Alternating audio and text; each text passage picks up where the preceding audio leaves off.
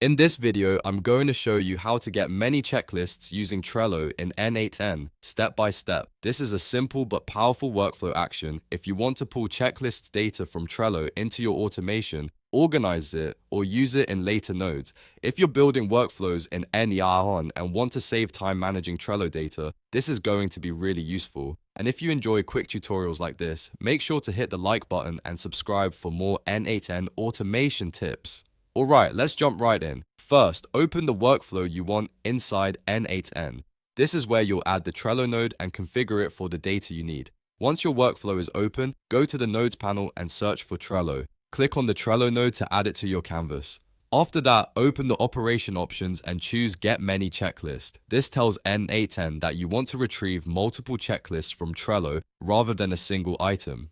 Next, choose the credential you want to use. This is the account connection that gives N8n access to your Trello data, so make sure you select the correct one for the board or workspace you want to work with. Then, configure what to get. Set the parameters based on the checklist data you need, and make sure the node is pointed at the right source so it returns the results you're expecting. Once everything is set, you can run the node to confirm it's pulling the checklist information correctly, and that's it. You've now learned how to get many checklists using Trello in N8n. If this tutorial helped, please give it a like, subscribe to the channel, and stay tuned for more simple automation guides just like this one.